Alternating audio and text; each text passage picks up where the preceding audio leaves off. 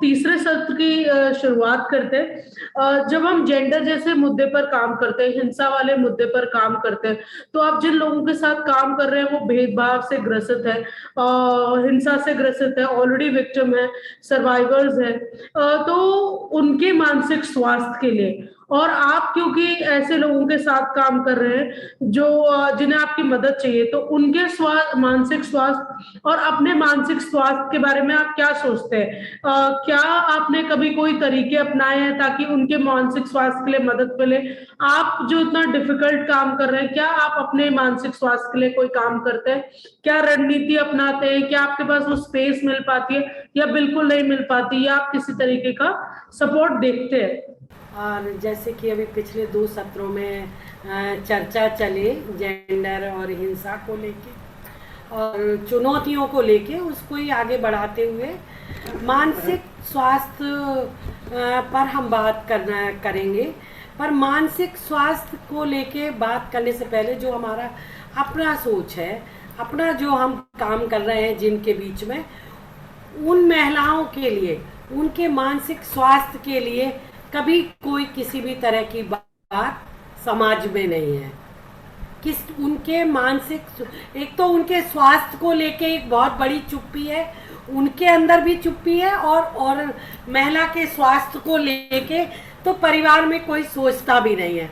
परिवार में उनके स्वास्थ्य को, शारीरिक स्वास्थ्य को तब सोचते हैं जब महिला बिल्कुल काम करने में असहम हो जाती है, वो बस अब उठ के काम कर ही नहीं सकती है, तब लोगों को लगता है हाँ महिला बीमार है, अब इसका हमें इलाज कराना चाहिए।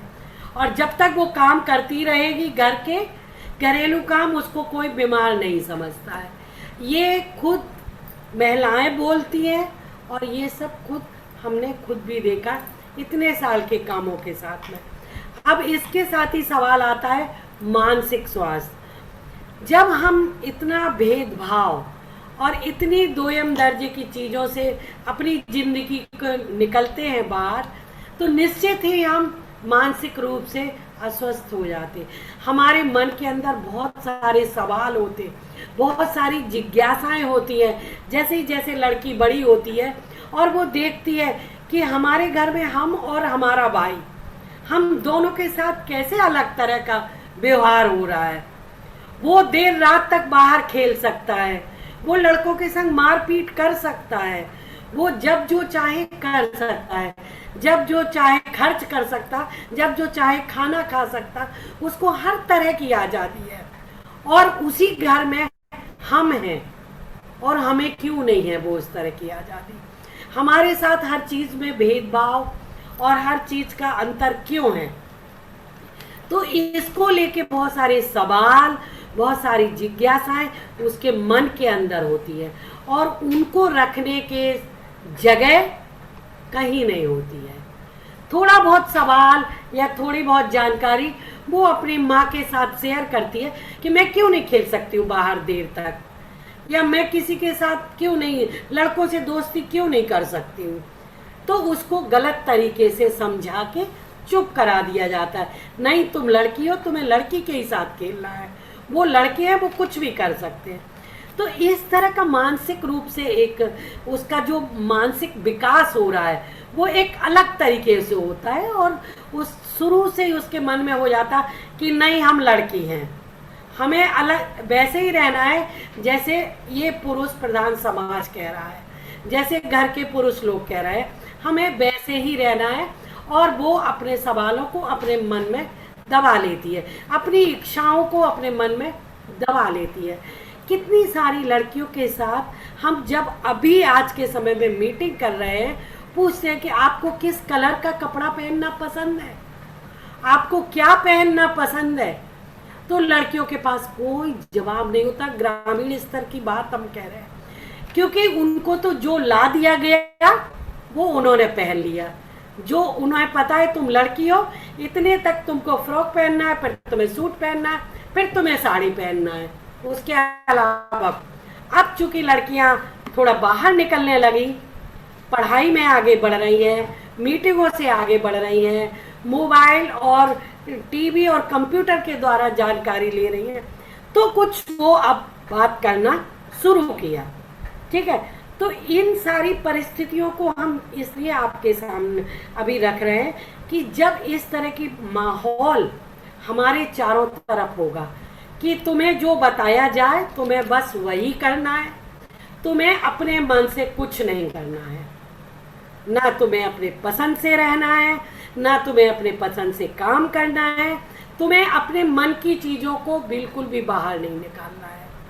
और हिंसा जो हो रही है, शारीरिक जो हिंसा है वो तो देख सकते हैं हम, बता सकते हैं औरत, पर उसके साथ जो मानसिक रूप से उसको टॉर्चर किया जाता है, तुम काली हो, तुम मोटी हो, तुम खाना अच्छा नहीं बनाती हो, तुम ये अच्छा नहीं, लड़की लड़की पैदा किया। अब उसको नहीं मालूम कि इसमें हमारा क्या हाथ है और पुरुष का कितना भाग है, उसको नहीं मालूम, और वो सारी चीज़ों को अपने ही ऊपर ले लेती है। हाँ, सही में हमारी गलती है, हम ही खराब हैं, हम ही ऐसे हैं, और ये सोच उनके दिमाग को अस्वस्थ कर देती है। और वो जो सारे समय पूरे समय व्यक्ति से कमेंट सुनना पड़ता।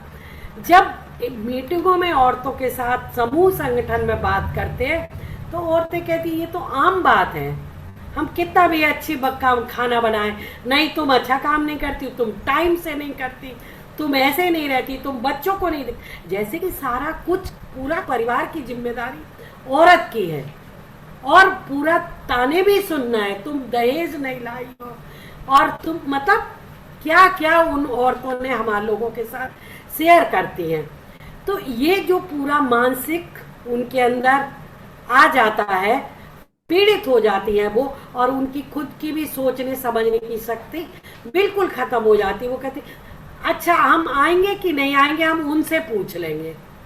तो जो पूछ पूछ के काम करना और ये सब करना शायद उनकी निर्णय में भागीदारी और शायद उनका आगे पहल करना सब कुछ खत्म कर देता है उनकी जिंदगी को। उनके मन की सारी भावनाएं भाई कुंठित होके मर जाती हैं, मानसिक रूप से कुछ सोचने के काबिल नहीं रहती है। तो ऐसी परिस्थितियों में जो हम लोग काम करते हैं, जो हम करते हैं, तो हम लोग ने ना महिलाओं के साथ बातचीत करना, उनको किस चीज से बार बार ताने सुनना पड़ रहे हैं, किस चीज से उनको बार बार प्रताड़ना सहना पड़ रही है, उन चीजों तक उनके साथ पहुंचने की कोशिश करते हैं। फिर उनके साथ जब चीजें निकलती हैं तब उनके साथ बैठ के काउंसलिंग के द्वारा, चीजों को बताने के द्वारा उस नतीजे तक पहुंचते हैं कि आपको अब क्या करना चाहिए, क्या चीजें हैं जिनमें आपको बात करना जरूरी है और आप बात कर सकती हो।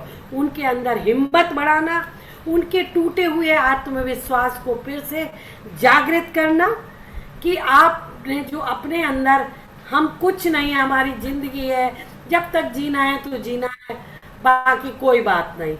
तब उनके साथ कि तुम्हारी जिंदगी तुम्हारी अपनी जिंदगी है, तुम्हें खुद स्वस्थ रहना है, शारीरिक रूप से भी और मानसिक रूप से भी।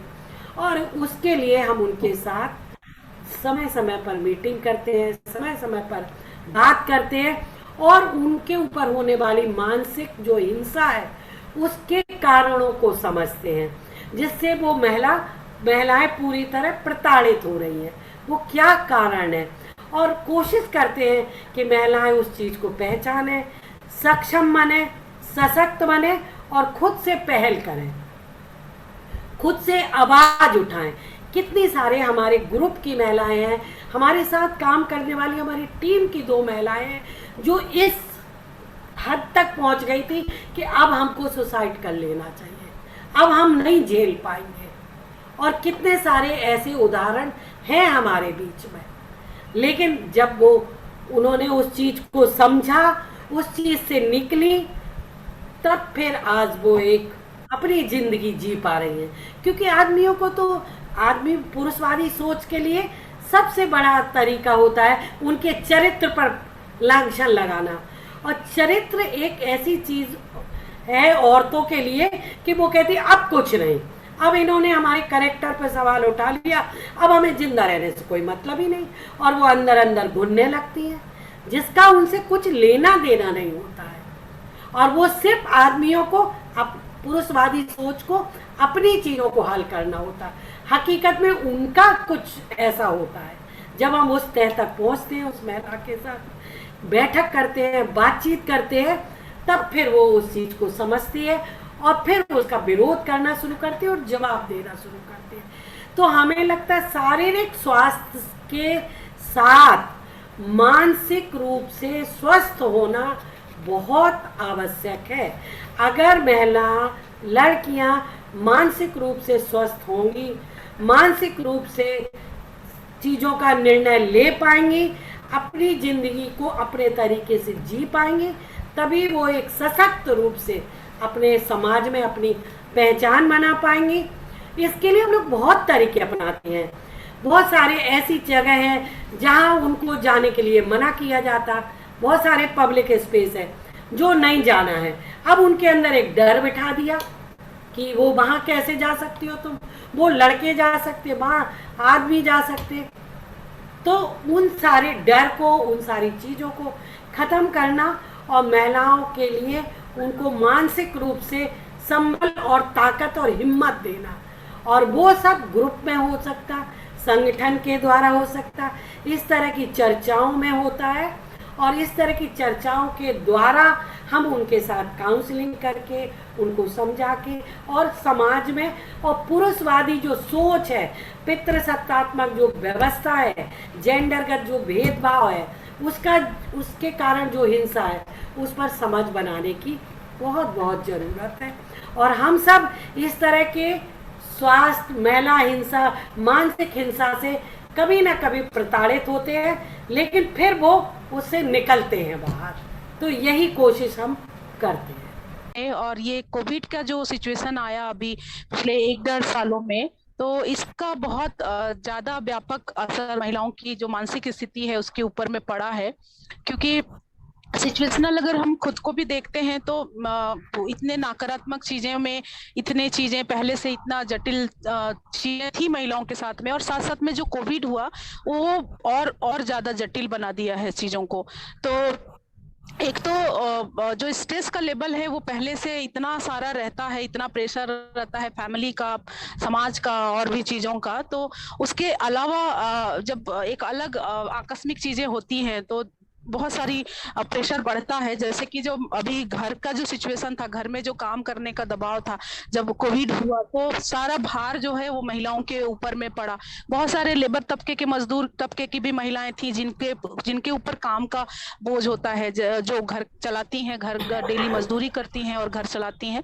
तो ऐसे महिलाओं के लिए तो बहुत विपत्ति का समय रहा ये इस दौरान, क्योंकि बच्चों को खाना चाहिए और उसका पूरा प्रेशर महिलाओं के ऊपर पड़ता है कि वो कहाँ से ला के देंगी, क्या देंगी और कैसे खिलाएंगी। और तब कोई सिचुएशन हैंडल करने के लिए कहीं से बैक सपोर्ट के रूप में कुछ भी नहीं था। तो बहुत ही जटिल रहा है। लड़कियों को अगर देखें तो पढ़ाई छूटा है, पहले से ऑलरेडी इतना स्ट्रेस था लड़कियों को नहीं पढ़ाने का, कोविड के दौरान ये और बढ़ गया। छोटी उम्र में शादी का प्रेशर बढ़ा है। तो बहुत सारे चैलेंजेस एक और झेलने पड़े हैं इस दौरान। और ये कह सकते हैं कि ये जितनी भी चीजें हैं हमने खुद अपने जीवन में भी महसूस किया कि जब पिछला मार्च का महीना था तो मुझे समझ में नहीं आ रहा था कि एक नया शुरुआत हम कैसे करें। इतना स्ट्रेस में हम नया ऐसा क्या करें कि हम खुद को ठीक रख पाए। तो मुझे लगा कि कुछ नया करना चाहिए और अपने काम को आगे लेके जाना, जो हमारा मकसद है उसको ही आगे बढ़ाते हैं, ताकि हम खुद भी थोड़ा मेंटली ठीक रह सके, मानसिक रूप से ठीक रख सके। और जब हम खुद ठीक होते हैं तभी हम दूसरों के बारे में भी बात कर पाते हैं, सोच पाते हैं। तो मेरा भी कंडीशन, हमको लगा कि हम बहुत परेशान हो रहे थे उस दौरान और कुछ नया करने के बारे में सोच रहे थे, पर कुछ भी सोच नहीं पा रहे थे कि क्या करना चाहिए। और महसूस हुआ कि जो मतलब हम जब तक कुछ नया नहीं सोचते हैं या जीवन में थोड़ा परिवर्तन नहीं होता है तो हम बहुत परेशान होते हैं अपने आसपास के माहौल से, स्ट्रेस से। और ये पूरी चीजें हमने उस दौरान महसूस किया था। तो एक तो पहले से इतना सामाजिक प्रेशर जो रहा है और भी लड़कियों को लेकर के, महिलाओं को लेकर के, तो मुझे मुझे ये लगा कि मानसिक स्वास्थ्य को ठीक रखने के लिए इन्वॉल्व रहना जरूरी है, एक्टिव रहना जरूरी है, और पॉजिटिव सोच के साथ, सकारात्मकता के साथ में आगे जुड़ना, अपने आप को रखना बहुत जरूरी है। तो ये एक स्पेस रहा, मुझे लगा कि हम जितने भी लोगों के साथ में उस दौरान मिले, ग्रुप में जितने जितने भी लड़कियों के साथ, महिलाओं के साथ डिस्कशन किए, उसमें खुद से प्यार करो और खुद की देखभाल करो, ये मेरा एजेंडा रहा है कि अपने आप को थोड़ा संभालो, अपने आप को ये करो। अब हम नूर के पास जाएंगे। नूर, आप अपने क्षेत्र में जहाँ काम करते हैं वहां पर मानसिक स्वास्थ्य को कैसे देखते हैं, उसके बारे में आप शेयर कर सकते हैं। जी, मैं जो फील्ड लेवल में हमने काम किया था, तो जैसे बहुत चैलेंजेस ऑलरेडी मैंने और बाकी स्पीकर्स ने जैसे शेयर किया है।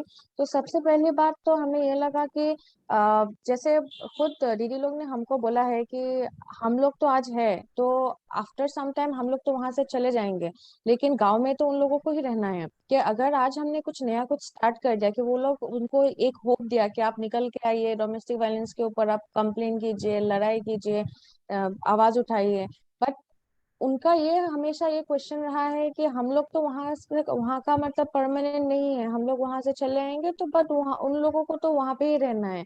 व्हाट आफ्टर दैट, कि वो कैसे उन सबको हैंडल करेंगे। और तब मतलब आप अगर किसी भी चीज का समाज के रूल्स के अगेंस्ट आप जाके आवाज उठाते हैं, तो हमेशा एक स्ट्रेस बना रहता है। वो सिर्फ आपका सोशल स्ट्रेस नहीं होता है, वो आपका पर्सनल लेवल में रहता है, आपके फैमिली लेवल में रहता है। तो उसको कैसे टैकल करें, और उसी डर के वजह से बहुत मतलब मेंटल स्ट्रेस हो जाता है।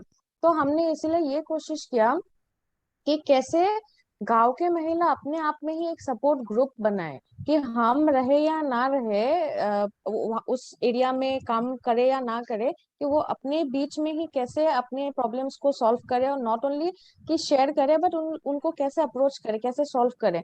चाहे वो सिंपल से सिंपल प्रॉब्लम्स क्यों ना हो, चाहे वो कि बैंक अकाउंट खोलना है, या हस्बैंड के साथ बहस हो गया, या कुछ भी बीमार है, मतलब that is one of the thing कि हम लोगों ने एसएचजी, थ्रू एसएचजी और विलेज ऑर्गेनाइजेशन एक प्लेटफॉर्म क्रिएट किया, जहाँ पे नॉट ओनली हम लोग स्कीम से रिलेटेड बातें सिर्फ नहीं करते हैं। तो पहले जैसे मैंने बोला कि 20 मिनट 25 मिनट या हाफ एन आवर का मीटिंग होता है, वहाँ पे उन लोग का सिर्फ फाइनेंशियल जो सेविंग्स वगैरह होता है वो करते थे। ग्रेजुअली हम लोगों ने ये प्रोसेस स्टार्ट किया कि नॉट ओनली कि उन लोग का सेविंग्स और लोन लेंगे, ये लेंगे, वो लेंगे, वो बात करेंगे, वो लोग ये भी करेंगे कि डिफरेंट सोशल प्रोटेक्शन स्कीम्स के बारे में बात करेंगे।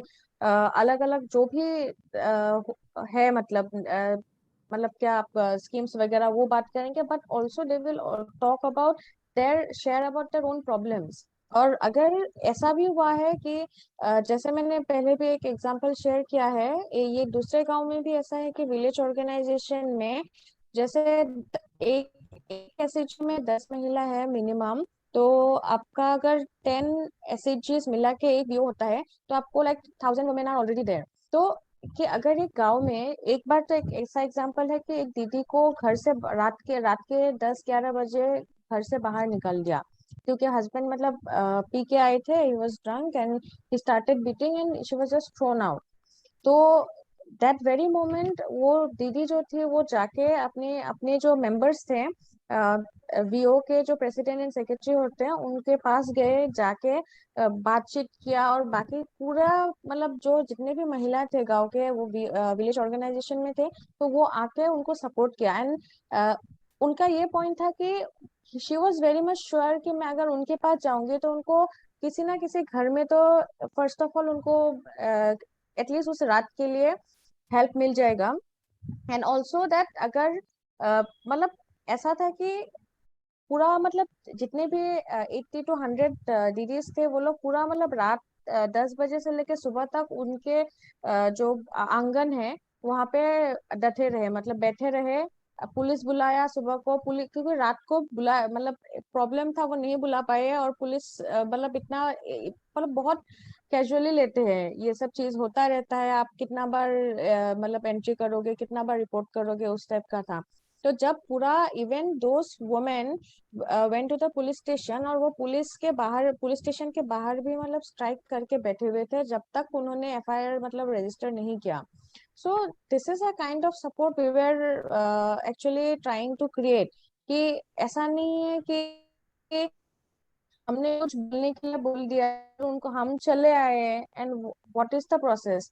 तो बेसिकली ऐसा होना चाहिए कि अपने ही गांव में कुछ एक सपोर्ट ग्रुप बनाए. ऑल्सो हम लोगों ने दूसरा ये किया था, यूथ एडोलेसेंट ग्रुप का बनाया था. तो adolescent group is also like, पहले बहुत मुश्किल होता है उन लोगों को भी कन्विंस करना, स्पेशली लड़कों को.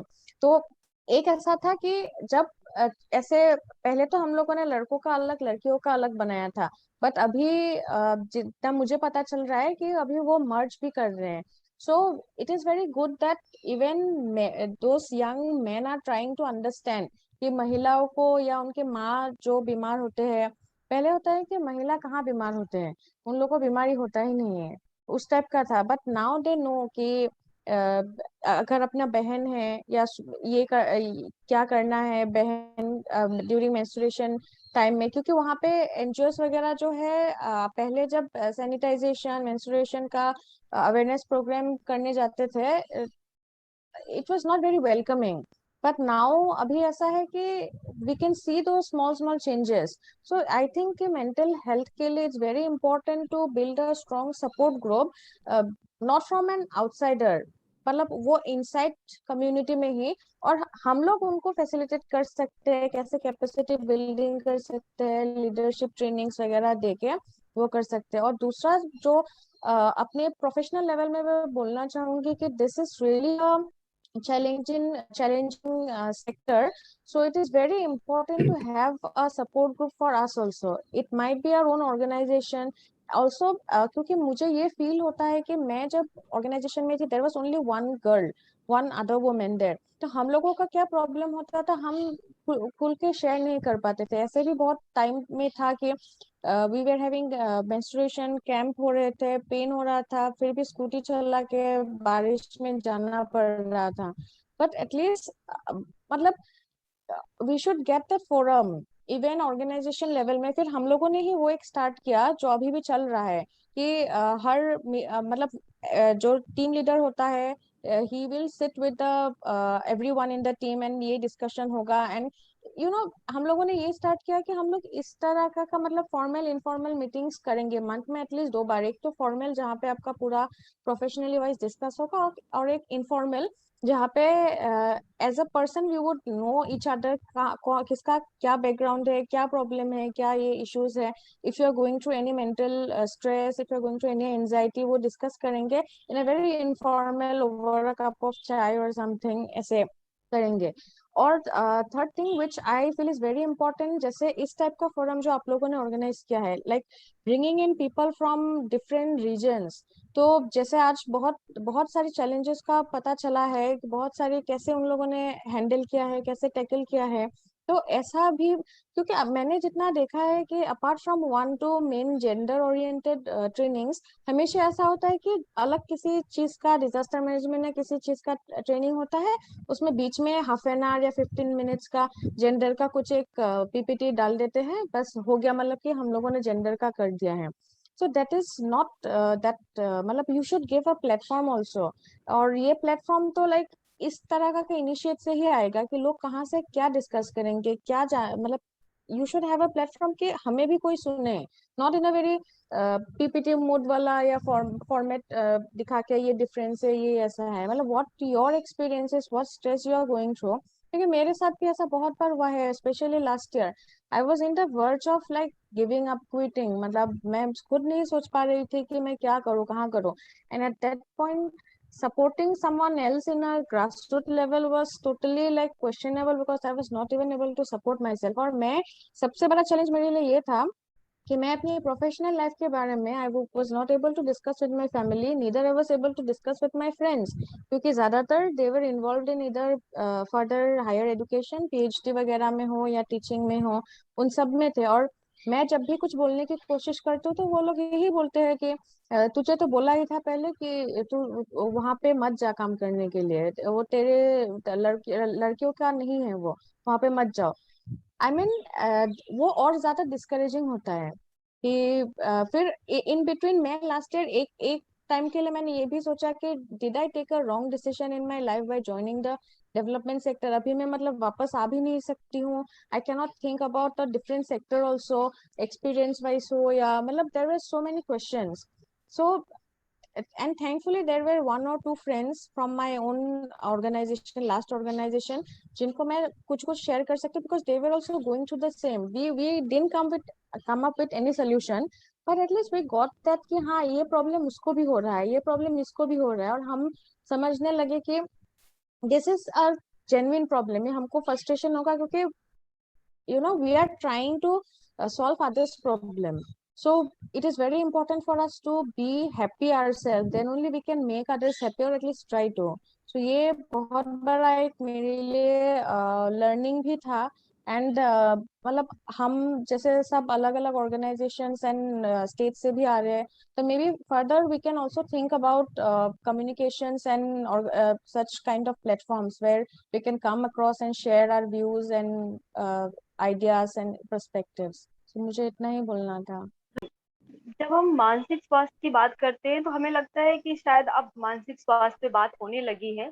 एक समय ऐसा था कि ये इस पे बात होती नहीं थी, चर्चा ही जरूरी नहीं होती थी, क्योंकि रूरल क्षेत्रों की अगर हम बात करें तो महिलाओं के लिए काम करना, बाकी के अगर हम कई सारी चीजें देखें ना, तो वहाँ मानसिक स्वास्थ्य बहुत देर में आता है, क्योंकि जो उनकी मूलभूत जरूरतें हैं, जो उनके मूलभूत बेसिक काम है, उनमें हमारा बहुत समय चला जाता है। तो मानसिक स्वास्थ्य को हम नजरअंदाज कर देते हैं या फिर वहां तक पहुंचने में हमें काफी वक्त लगता है। अगर हम अपने अनुभव के अनुसार बता पाए या बीते 1-1.5 साल का अनुभव बताएं, जो ये कोविड का टाइम रहा है या उससे पहले भी, तो ये एक बुरा दौर रहा है, हर किसी के लिए बुरा दौर रहा है। और मैंने ज्यादातर रेप सर्वाइवर्स की कहानियां की हैं बीते 3-4 सालों में। मुझे लगता है कि मैं 25, 30, 40 रेप सर्वाइवर्स से मिली हूँ, जिनके साथ मैंने काफी लंबा वक्त गुजारा है। तो जब आप इस तरह की कहानियों को कवर कर रहे होते हैं तो आप एक पत्रकार नहीं होते हैं, तब आप एक ह्यूमन बीइंग होते हैं, तब आप एक इंसान होते हैं, और आप उन चीजों को सुन रहे होते हैं। मैंने अपने काम के दौरान ये अनुभव किया कि अगर आपको मानसिक स्वास्थ्य पे काम करना है या मानसिक स्वास्थ्य पे अपने स्तर पे ध्यान देना है, तो सुनना बहुत जरूरी है, बहुत ज्यादा जरूरी है सुनना। और उस लेवल पे जाके सुनना जिस लेवल पे वो व्यक्ति आपको अपनी बात बता पा रहा है। मुझे बहुत दुख भी होता है, और कई बार मैं खुद को कभी कभी मुझे लगता है कि मेरा स्वभाव ऐसा है कि मैं लोगों को सुनती बहुत हूँ, बहुत सुनती हूँ। इतना सुनती हूँ कि पता नहीं है, मतलब मुझे लगता है कि जब मैं उनको सुन रही होती हूँ तो वो इतना हक से कहानियों को हमें बता रहे होते हैं। मुझे लगता है कितना भरोसे के साथ ही हमारे साथ उन कहानियों को साझा करते हैं, उन चीजों को साझा करते हैं जो कभी किसी के साथ साझा नहीं कर पाते। अगर हम रेप सर्वाइवर्स की बात करें, हमें अपने रिपोर्टिंग के दौरान या अपने काम के दौरान, जो भी संस्थाएं काम कर रही हैं, हमें हमेशा ये ध्यान रखना है कि जब भी हम रिपोर्टिंग करें या अपना काम करें, हम ऐसे कोई भी सवाल कभी किसी से ना करें जिससे कि उसके मानसिक स्वास्थ्य पे आघात हो। हम कई सारे इंटरव्यू देख रहे होते हैं जिसमें हमेशा से रेप सर्वाइवर से पूछा जाता है कि अच्छा ये बताइए उस दिन आपके साथ क्या क्या हुआ। कुछ पत्रकार तो मतलब कुछ साथी तो हम कह सकते हैं कि बिल्कुल भी दिमाग का इस्तेमाल नहीं करते हैं, पूछते हैं अच्छा कैसे हुआ, क्या हुआ। एक सर्वाइवर पीड़िता थाने से लेके, कोर्ट से लेके, बयानबाजी से लेके कितनी बार ये बताती है कि उसके साथ क्या हुआ। मैंने जितनी भी कहानियां की है, मैंने कभी किसी रेप सर्वाइवर से ये सवाल नहीं किया है कि उस दिन तुम्हारे साथ क्या हुआ। मुझे पहले से पता होता है कि उस दिन उसके साथ क्या हुआ, उसके साथ रेप हुआ। इतना सिंपल सी बात है हमारे लिए समझने के लिए, हम उससे जुड़े कई सवाल करते हैं। मैं आपको अपना अनुभव बताऊं कि बीते साल मैं एक कहानी कवर कर रही थी। अभी हाल ही की एक कहानी मैंने कवर की है बीबीसी के लिए। हरदोई जिले की एक कहानी है। एक 14 साल की बच्ची है, शायद 15 साल की, उसके साथ गैंगरेप हुआ और वो अभी प्रेग्नेंट थी, अभी माँ बनी है। 20 जुलाई को उसने एक बेटा या बेटी को शायद जन्म दिया है।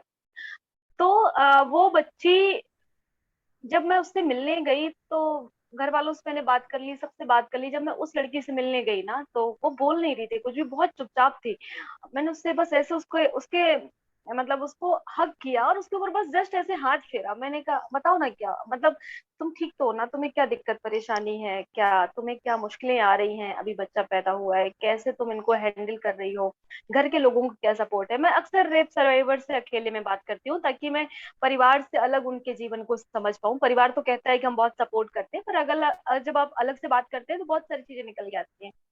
उस लड़की ने मुझे इतना तेज हक किया और इतनी तेज रोती रही। शायद ये मेरी पहली कहानी नहीं थी, मैं ऐसी बहुत सारी कहानियों को कर चुकी हूँ। जब हम रेप सर्वाइवर से पूछते हैं कि तुम्हें क्या दिक्कतें महसूस हो रही हैं, तुम्हारा जीवन अभी कैसा है, तुम क्या चाहती हो, तुम्हें क्या लगता है, तुम्हें किस तरह से अपनों का सपोर्ट नहीं मिल पा रहा है, तुम्हारी क्या इच्छाएं हैं।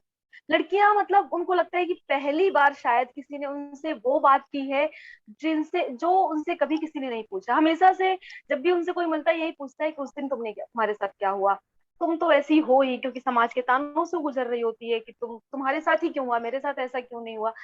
तो जब मैं उससे बात कर रही थी वो काफी देर रोती रही, मतलब करीब आधे घंटे के बाद भी वो लड़की बोलने की स्थिति में नहीं थी, पर काफी कुछ मैं अंदाजा लगा चुकी थी कि इसकी क्या प्रॉब्लम्स है। उसकी माँ ने मुझे बताया कि बच्चा कुछ जन्मे करीब 8 दिन हो गए थे, और जो हमारे घरों में अमूमन हरीरा बनाया जाता है गर्भवती महिला को, जिससे बच्चे हो जाते हैं उसको दूध और हरीरा दिया जाता है, उसके पास वो भी नहीं दिया गया था। उसकी माँ कह रही थी हम उसको आधा किलो दाल लेके आते हैं और उस दाल को पिलाते हैं क्योंकि हमारे पास पैसा नहीं, इसके अलावा उसके पास कोई पैसा नहीं। और उस लड़की के दूध नहीं निकल रहा था तो दूध खरीद नहीं सकते हैं, इसलिए छोटी से बच्चे को वो डिब्बा वाला दूध पिलाना शुरू कर चुके थे। जब मैं गई थी, हम शायद 28-27 जुलाई को गए थे या 26 जुलाई को, ऐसा ऐसा कुछ हुआ था। तो मुझे लगा कि ये स्टोरी तो हम करेंगे करेंगे, पर हम इसको कैसे सपोर्ट कर सकते हैं, हम कैसे मदद कर सकते हैं। अभी मैं जॉब में नहीं हूँ, मैं भी काफी फाइनेंशियल क्राइसिस से जूझ रही हूँ, पर उस वक्त की जो मुझे जरूरत लगी मैंने कुछ उसको पैसा दिया उसकी माँ को कि आप इसके लिए कुछ सामान मंगाइए। स्टोरी लिखने से लेके पब्लिश होने तक मैं इतना करा पाई कि जो सरकार की मुआवजा राशि मिलती है करीब 6 लाख कितना हजार रुपए, वो उस लड़की के खाते में, हमारी स्टोरी पब्लिश नहीं हुई थी पर उस लड़की के खाते में वो पैसा जा चुका था, जो उस समय की मुझे बहुत बेसिक नीड लग रही थी कि इसके खाते में पैसा पहुंचना चाहिए। ये एक पहला केस है, पर ऐसे मैंने कई सारे केसों में किया है। तो हम कहने का मतलब यही है कि जब हम इस तरह की रिपोर्टिंग कर रहे होते हैं तो हमारे साथ कई तरह की चुनौतियां होती हैं, और हम खुद, हमने एक सीरीज की थी लास्ट ईयर बलात्कार के बाद। जब लड़कियों के साथ बलात्कार होता है तो वो खबरें अक्सर हम पढ़ते हैं, पर बलात्कार के बाद का जीवन कैसा होता है, मुश्किलें क्या होती हैं, केस में क्या चल रहा होता है, इस तरह की कहानियां मुझे पढ़ने को नहीं मिली थी। मैं करना चाहती थी इस तरह की कहानियां।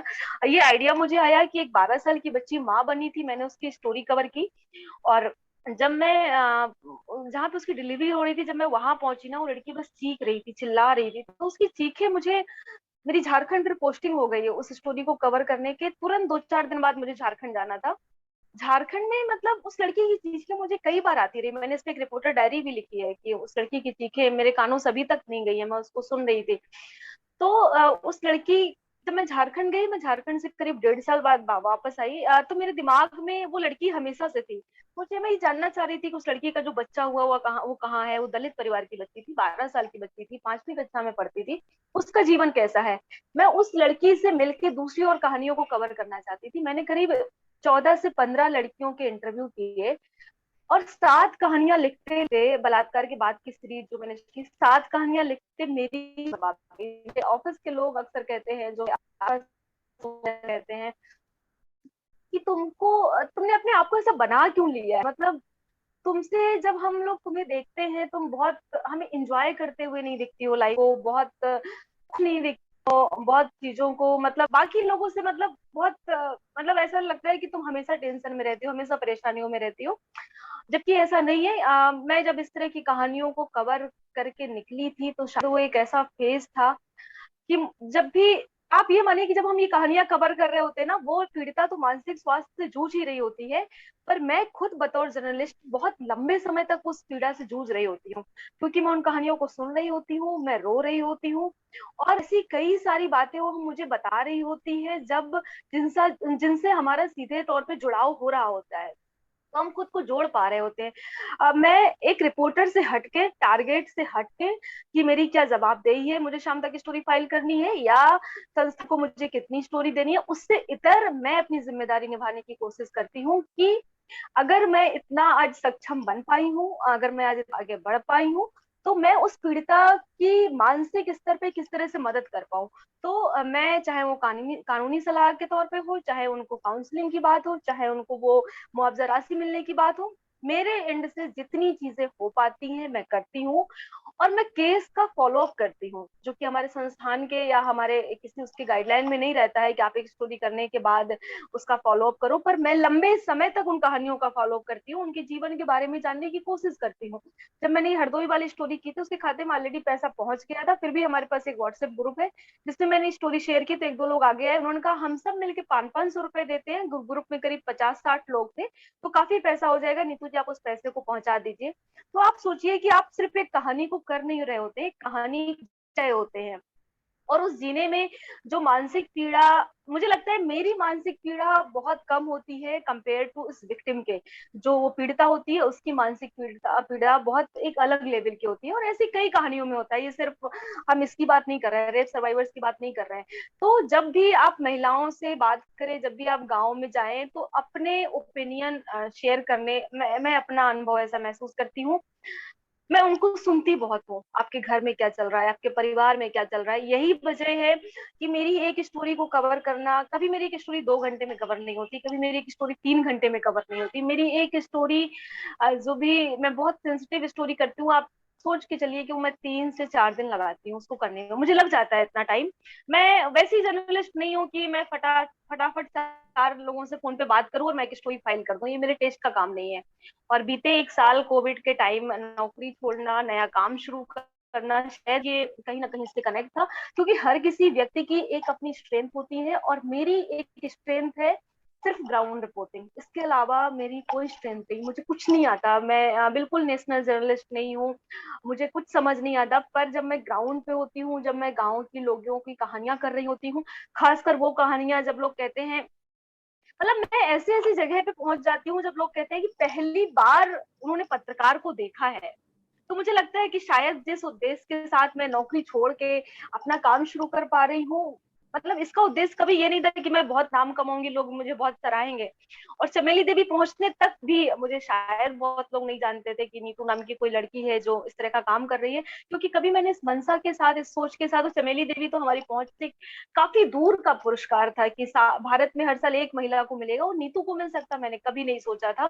बस मैं जिन कहानियों को करती हूँ उन कहानियों को मैं जीती हूँ, ये मेरे स्वभाव का काम है, ये मुझे अच्छा लगता है। और मैंने सेट्स ऑफ रूरल इंडिया शुरू किया है, मैं मुझसे लोग पूछते हैं कि आपके सब्सक्राइबर्स कितने हैं, आपके फॉलोवर्स कितने हैं, व्यूज कितने हैं।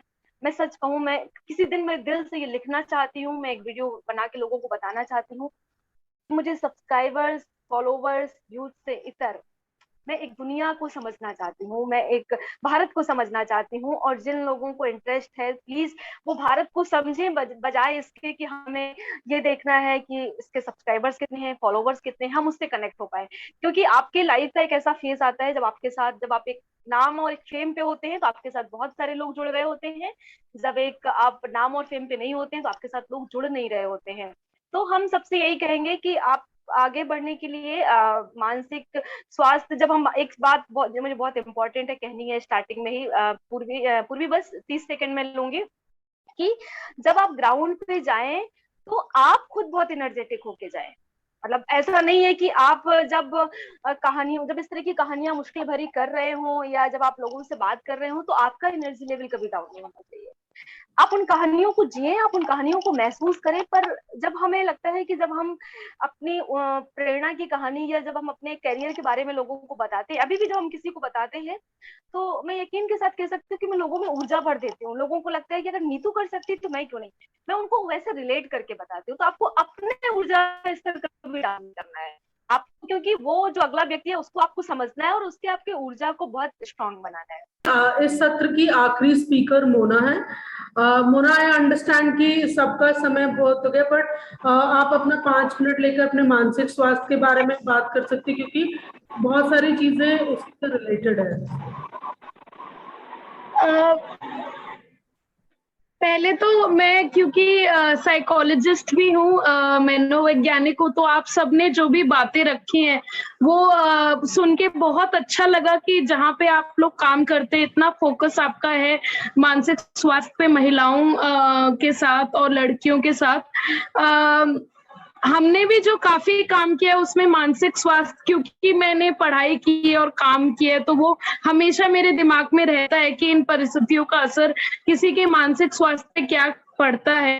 एक तो उदाहरण है जिससे पता चलता है कि कितना लड़की होना या महिला होना कितना दबाव, मानसिक दबाव किसी पे पहुंचाता है।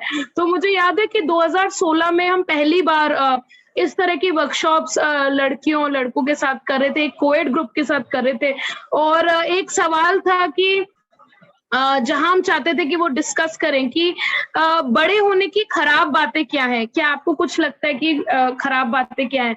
और 12 साल की लड़की ने ये शेयर किया था कि मुझे बड़ा होना अच्छा नहीं लगता, क्योंकि जब से मैं बड़ी हुई हूँ तब से मैं जो कपड़े पहनना चाहती हूँ वो नहीं पहन सकती, सूट सलवार चुन्नी के साथ पहनना पड़ता है। जब भी मैं कहीं बाहर जाती हूँ तो मेरा भाई मेरे साथ जाता है, मैं लड़कों से बात नहीं कर सकती, लड़कों के साथ खेल नहीं सकती। तो वो जब मैंने सुना तो मुझे लगा कि अगर एक 12 साल की लड़की तो कपड़े पहनना चाहती वो नहीं पहन सकती शहर में, तो कितना हम पीछे हैं, और किस तरीके का दबाव वहीं से शुरू हो जाता है लड़की पे। अभी कुछ ही महीनों पहले हमने एक ऑनलाइन वर्कशॉप की थी जहां पर एक पार्टिसिपेंटिंग महिला ने शेयर किया था कि कैसे माहवारी होना, घर में जो आप एक शर्म और धब्बा है माहवारी के बारे में, बात ना कर पाना, क्या दिक्कत आप महसूस कर रहे हो वो ना कह पाना, उस पे कितना मानसिक स्वास्थ्य पे दबाव पड़ता है। तो ये जो हम वर्कशॉप्स करते हैं उसमें ये चीजें निकल कर आती हैं। पैदा होते ही खैर जिस तरह की परवरिश लड़कियों की होती है दबाव बना ही रहता है। तो खासकर मैं बताना चाहूंगी कि पिछले साल कोविड हुआ तो एक मानसिक स्वास्थ्य पे चर्चा थोड़ी बढ़ी, वरना ये मुद्दे हमेशा से थे। तो मैं भी एज अ साइकोलॉजिस्ट, मनोवैज्ञानिक होने के नाते मैंने सोचा कि इस बार कुछ इस कोविड के इतने मुश्किल समय पे मैं कुछ एक्स्ट्रा एफर्ट्स करूं, जहां पे मैं जिस तरह की मदद और सपोर्ट काउंसलिंग का हो सकता है वो मैं दे पाऊं ज्यादा से ज्यादा लोगों को। और मुझे याद है कि पिछले साल सबसे पहले मैं हम जिन संस्थाओं में बच्चों के साथ काम करते थे जो स्लम कम्युनिटीज में रहते हैं उनके साथ बातचीत की, और समझ में आया कि कोविड में जब बच्चे स्कूल नहीं जा पा रहे थे, और क्योंकि ये बच्चे डेली वेज अर्नर जो रोजमर्रा के काम करते हैं, उनके माँ बाप, उनके घरों में जो एक चल गया कि हाँ ऑनलाइन एजुकेशन का, तो कितना स्ट्रगल होता है कि एक घर है जिसमें लोग हैं और एक ही फोन है और उससे आपको क्लासेस अटेंड करनी है और पढ़ने की कोशिश या वर्कशॉप करनी है, तो वो चुनौती होना और कहीं बाहर ना जा पाना, और क्योंकि डेली वेज अर्नर है तो 3 टाइम खाना ना हो पाना। तो इस मुझे ऐसा लगता है कि बच्चों को, चाहे लड़के लड़कियां दोनों से बात की मैंने, और बच्चों को सोचा जाता है इनका ओपिनियन मैटर नहीं करता, इन्हें कोई फर्क नहीं पड़ता, दे दिया तो खा लिया, किताब मिल गई तो पढ़ लिया। तो पर मुझे जानने को मिला कि कितना प्रेशर बच्चे महसूस कर रहे थे, क्योंकि स्कूल नहीं जा पा रहे, खाने का प्रेशर है, माँ बाप जो प्रेशर में है वो देख पा रहे पर कुछ कर नहीं पा रहे हैं। तो मेरी कोशिश यही थी कि उनकी बातचीत सुने और कैसे वो कुछ कैसे इस चीज से खुद डील करें, कोपिंग मैकेनिज्म्स वो सीख पाए, समझ पाए कि कभी ऐसी चुनौतियां आए तो वो क्या कर सकते हैं इसको लड़ने के लिए। वो उनके साथ मैंने बांटे ताकि कुछ कुछ चीजें करके वो इन चीजों से डील कर पाए। इसके अलावा मैं बहुत सारे जो मेरी उम्र के लोग हैं जिनको भी मैं जानती थी, मैंने खुद से रीच आउट किया, और हर एक फोन करना बड़ा ही ट्रॉमेटिक था, क्योंकि जब भी मैं किसी से फोन पे या मैसेज पे बात करी थी तो किसी के घर में कोई मौत हो गई थी, कोई बीमारी थी, तो फिर उनसे लंबी बातचीत करना, और अनफॉर्चुनेटली कुछ जिनको मैं जानती थी उनके माता पिता में से कोई खत्म हो गई कोविड की वजह से। तो मैंने महसूस किया कि वो बातचीत सुनना और कैसे मैं मदद कर पाऊं, किसी के जीवन में कोई जो लॉस हुआ है उसमें मैं मदद करना चाहती हूँ, पर कैसे मदद हो पाए। और मैं जानती हूँ कि उस इंसान का मानसिक स्वास्थ्य बहुत खराब हुआ है और इसके अलावा नौकरी से संबंधी प्रेशर है और शादी का प्रेशर लड़कियों पे, बहुत सारी और चीज चल रही थी। तो मैंने अपनी तरफ से कोशिश की कि मैं रीच आउट कर पाऊं, बात सुनूं और बस ये बता पाऊं कि मैं आपके साथ खड़ी हूँ जिस भी तरह से, क्योंकि ये कुछ इस तरह के आपकी लाइफ में जब दुख तकलीफ होती है उसे आप फिक्स नहीं कर सकते, उसे आप सॉल्व नहीं कर सकते। आप बस दूसरे इंसान जो दुख तकलीफ झेल रहा है आप उसके साथ खड़े हो सकते हो, वो करने की कोशिश की मैंने। यही सब ध्यान रखते हुए हमने पिछले बार अक्टूबर में मेंटल हेल्थ मंथ भी मनाया, जिसमें हमने बहुत सारी जानकारी हिंदी इंग्लिश में सोशल मीडिया पे डाली, ताकि जो मानसिक स्वास्थ्य पे एक बहुत जानकारी का अभाव है वो कम हो पाए। जैसे लोग सोचते हैं कि मानसिक स्वास्थ्य पे तभी बात करनी है जब, अरे जैसे कई बार मुझे सुनने में आया है आसपास की, अच्छा इस लड़के को डिप्रेशन है उसकी शादी करा दी। तो उन्हें लगता है कि एक तो हमारे देश में जो एक सोच है कि किसी भी समस्या का समाधान शादी है, वो मैं नहीं समझ पाती। क्योंकि मुझे लगता है डिप्रेशन एक मानसिक बीमारी है जिसका इलाज होके इंसान बेहतर जीवन जी सकता है। तो बहुत जानकारी का अभाव है मानसिक स्वास्थ्य पे। लोगों को लगता है कि अगर मानसिक स्वास्थ्य पे बात करें मतलब इनको तो कोई बीमारी है, ये तो पागल है। अगर किसी साइकाइट्रिस्ट को दिखा दिया तो भैया ये तो भाई इनका लोग क्या कहेंगे, कैसे जा सकते हैं। तो वो ये नहीं समझ पाते कि जब आपको शरीर में बीमारी होती है तब भी आप डॉक्टर के पास जाते हैं, पर अगर आप किसी भी तरह से आपको ठीक महसूस नहीं हो रहा है या आपको सुसाइड के थॉट्स आ रहे या आप गिव अप कर रहे हैं, आप खुश नहीं फील कर पा रहे, तो वहां पे डॉक्टर से आपको मदद मिल सकती है। तो हमने कोशिश की कि वो जानकारी का अभाव खत्म हो। इसके अलावा हमने 2 मेंटल हेल्थ अवेयरनेस वर्कशॉप्स भी की। हमने किशोरावस्था में जो लड़के लड़के उनके लिए अलग, और जो बाकी लोग हैं उन जो हम उम्र हैं उनके लिए भी ऑर्गेनाइज की, जहाँ पे देश में अलग अलग जगहों से लोगों ने हिस्सा लिया। और उससे समझ में आया कि वैसे तो मानसिक स्वास्थ्य एक समस्या थी, पर कोविड के समय वो समस्या बहुत बढ़ गई है। तो ये सब तो, एक सेकेंड किसी की आवाज, पूर्व किसी की आवाज आ रही है तो म्यूट अगर हो सकता है। हाँ, तो मैं ये सब जो कर रही थी अपने काम में सबकी मदद, मुझे ये रियलाइज धीरे धीरे हो रहा था कि ये किसी की दुख तकलीफ परेशानियों को सुनना और ये फील करना कि आप मदद कर सकते हो, कई बार आप मदद नहीं कर सकते, उसका खुद पे बहुत अभाव, बहुत इफेक्ट पड़ता है। और वो मेरे पे स्ट्रेस मैं फील कर पा रही थी कि पड़ रहा था। इसी वजह से मुझे लगता है कि मैं इस साल अभी कुछ महीनों पहले ही मुझे कोविड भी हुआ और उसमें काफी हद स्ट्रेस का था, क्योंकि मेरी इम्यूनिटी बहुत कम हो गई थी। और मतलब जिस तरह का मैंने झेला कोविड में, मतलब मेरे जीवन का सबसे मुश्किल अनुभव था, क्योंकि कुछ मोमेंट के लिए मुझे लगा नहीं था कि मैं सरवाइव कर पाऊंगी या जी पाऊंगी। तो उसके बाद उससे उभरना और भी चुनौतीपूर्ण था, और फिर से काम में वापस आना और सारी चीजें करना, बहुत मानसिक स्वास्थ्य तो हिल ही जाता है जब आप इतने बड़े मुश्किल दौर से गुजरते हो। पर धीरे धीरे अपने आप को संभाला। फिर जब आपको ये लगता है कि भाई ये जीवन में आपके साथ वर्स्ट चीज होगी, इससे खराब क्या होगा, पर इस चीजों से मैं उभरी। तो इसके साथ ही पीएचडी भी मेरी खत्म हो रही थी, तो वो भी काम किया, साहस का भी चल रहा था। फिर उसके बाद आपको लगता है कि अब आप थोड़ा सांस ले सकते हो आराम से। वहीं पे शादी का प्रेशर, नौकरी का प्रेशर, एक ऐसा करो जिसमें पैसे आए, बहुत जो एक हर आई एम श्योर आप लोगों ने भी बहुत शेयर किया है, और लड़कियों पे जो रेगुलर प्रेशर रहा है।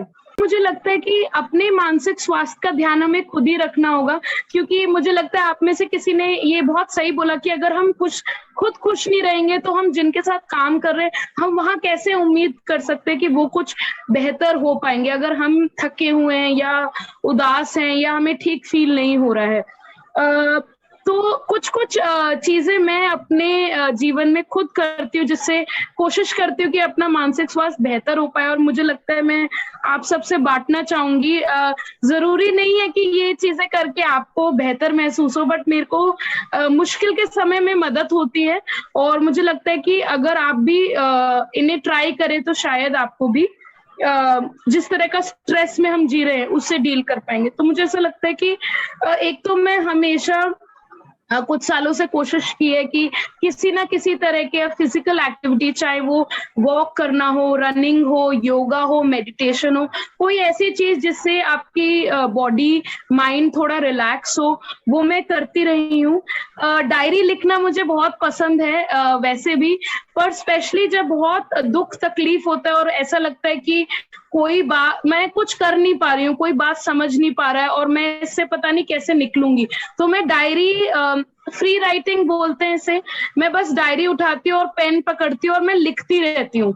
और मैं 2 घंटे 3 घंटे, तो कई बार ऐसा होता है कि मैं 25-30 पेजेस लिख देती हूँ, और वो लिखने के बाद काफी रिलैक्स्ड फील होता है, क्योंकि दिमाग में बहुत चीजें चल रही होती है और आप किसी से शेयर नहीं कर पाते हो, या आप शेयर करते हो तो दूसरा इंसान समझ नहीं पाता है जो आप बोल कर रहे हो।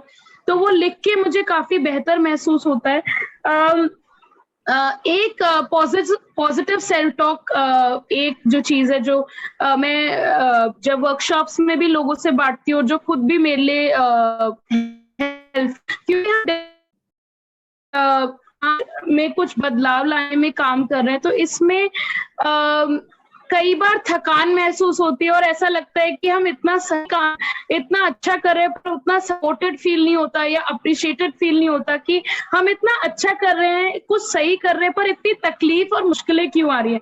तो उस समय अपने आप को बता पाना, कि अपने आप से बात करना और बता पाना कि आपने कितनी मुश्किलें झेली हैं, पॉजिटिव चीजें हैं, और कितनी मुश्किलें के बाद आप यहाँ तक खुद के बलबूते पर आए हो, तो आप आगे भी जा सकते हो। तो अपने आप को कुछ कुछ चीजें जो आपकी पॉजिटिव है या आपको लगता है कि स्ट्रॉन्ग चीजें हैं, वो बोलना और उससे कॉन्फिडेंट फील करना, क्योंकि हमेशा बाहर से सपोर्ट इतना मिल नहीं पाता है। मुझे लगता है कि काफी जो चिंता, फिक्र, स्ट्रेस और घबराहट बहुत सारी हमें होती है कि भविष्य में क्या होगा, और कई बार हम पास्ट का सोचते हैं कि मेरे को ऐसे मैं सकती थी, नहीं हुआ, उसने ये बोला वो बोला। काफी टाइम हमारा जाता है बीते हुए कल और आने वाले कल में। तो अगर मेरी कोशिश, जो मैंने सीखा है, समझा है ओवर द टाइम, कि अगर आज में जीना, अभी के मोमेंट में जीने से काफी दिमाग जो है रिलैक्स्ड होता है और ऐसा लगता है अभी जो काम है उस पे हम फोकस कर पाए, जो बीत गया उसे हम कुछ कर नहीं सकते, और जो भविष्य में वो अपने हाथ में है नहीं। तो प्रेजेंट में फोकस करने से भी मुझे काफी मदद अपने लिए फील होती है। मैंने एक लीडरशिप प्रोग्राम किया था, एक लीडरशिप प्रोग्राम किया था उनमें, उसके माध्यम से मुझे एक कोच से जुड़ने का मौका मिला। तो उनसे साल में एक दो बार बात हो जाती है, तो जितना भी मेरे मन में कॉन्फ्लिक्ट या ऐसे होता है कि क्या कई बार ऐसी परिस्थिति आ जाती है कि समझ नहीं आता काम के लेवल या पर्सनल लेवल पे कैसे जाए, तो उनसे शेयर करके मदद महसूस होती है। और आई थिंक कोविड के समय पिछले साल से अब तक जो एक चीज जिससे हेल्प हो सकता है, ग्रैटिट्यूड फील करना। कई बार खुद के लिए मुझे महसूस हुआ है शुक्रगुजार होना कि क्या चीजें हमारे पास हैं, क्या लोग हमारे पास हैं, और कितने सारे लोग कितना कुछ सफर कर रहे हैं। तो वो सीख के भी, समझ के भी थोड़ी सी परेशानियां कम महसूस होती हैं। और एक आखिरी चीज ये है कि आप सभी जो इतना मुश्किल काम कर रहे हैं, अगर आपको मौका मिले तो आपके लाइफ में अगर कोई एक हॉबी, मुझे पता है कि सबका बहुत हेक्टिक काम रहता है और बहुत चुनौतीपूर्ण है, पर अगर आप अपने जीवन में कोई एक ऐसी चीज ढूंढ पाए जो करना आपको अच्छा लगता है या उससे आपको ऐसा लगता है रिलैक्स फील होता है, तो अगर आप वो कर पाए तो मुझे लगता है वो एक ऐसी चीज होती है जिससे आपका स्ट्रेस कम हो सकता है। मेरे को गाना सुनना और गाना बहुत पसंद है, तो मैं पिछले 1 साल से गिटार सीख रही हूँ, तो उससे मैं काफी मतलब मुझे ऐसा लगता है मेरे मानसिक स्वास्थ्य में मुझे मदद ही होती है। Thank you.